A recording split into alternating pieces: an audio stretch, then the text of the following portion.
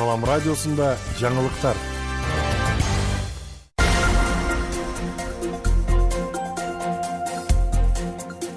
Арабаңыз ардактуу угарман жана көрүүчү, эфирде жаңылыктар түрмөгү, аны менен мен Нурпейил Ашур кызы тааныштырам.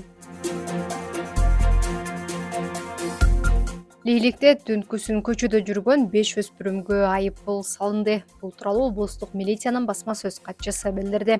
Маалыматка караганда, Лейлик районунун аймагында мектеп рекети аталыштагы иш-чаранын жүрүшүндө райондук милициянын жашы жетериктердин иши боюнча аймактык тескөөчүлөрү Разаков шаарында Исфана, Самат, 48 кесиптик лицей, 1-гимназия, жатак интернаттарында окуучулар жана ата-энелер чогулуштары уюштурулуп, окуучулар арасындагы мектеп рекетинин алдын алуу багытында түшүндүрүү иштери жүргүзүлдү. Андан сырткары түнкүсүн гимназиянын, кесиптик лицейдин жатаканалары, компьютердик клубдар текшерүүгө алынып, жатаканаларда жаткан окуучулар менен маектешүүлөр өткөрүлүп, түшүндүрүү иштери жүргүзүлдү.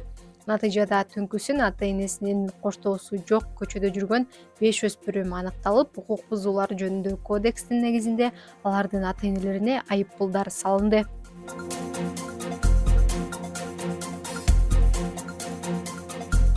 Кызыл Кыяда 250 үй бүлөгө азык-түлүк таратылды. Бул боюнча шаардык бийлик маалымдады. Ага ылайык азык-түлүктөр шаардык бийлик, Ыйман диний маданият өнүктүрүү фонду, Сауд Араб падышасы Салман атындагы куткаруу жана гуманитардык иштер борбору менен биргелешип жүргүзүлдү. Жыйынтыгында шаардагы аз камсыз болгон үй бүлөлөргө ун, май жана күнүмдүк тиричиликке керектелүүчү азык-түлүктөр таратылды.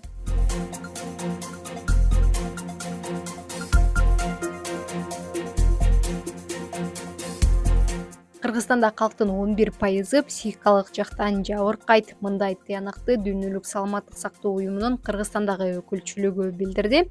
10-октябрда Дүйнөлүк саламаттык сактоо уюмунун Кыргызстандагы өкүлчүлүгү өлкөдөгү психикалык ден соолуктун актуалдуу маселелерине арналган тегерек стол өткөрдү. Талкууда балдарга жана өспүрүмдөргө психиатриялык жардам көрсөтүүнү жакшыртуунун зарылдыгы, психикалык ден соолукту коргоо жаатындагы кызматтарды алууда тоскоолдуктарды аныктоо боюнча сунуштарга көңүл бурулду. Статистикага караганда, Кыргызстандагы өспүрүмдөрдүн дээрлик 1/3 шылдыңдоого дуушар болуп, алардын физикалык жана психикалык саламаттыгына терс таасирин тийгизип жатат. Бул мамиле өспүрүмдөрдү билимге болгон кызыгуусунун төмөндөшүнө, тынчсызданууга, стресске жана өзүн өзү сыйлабоого алып келет.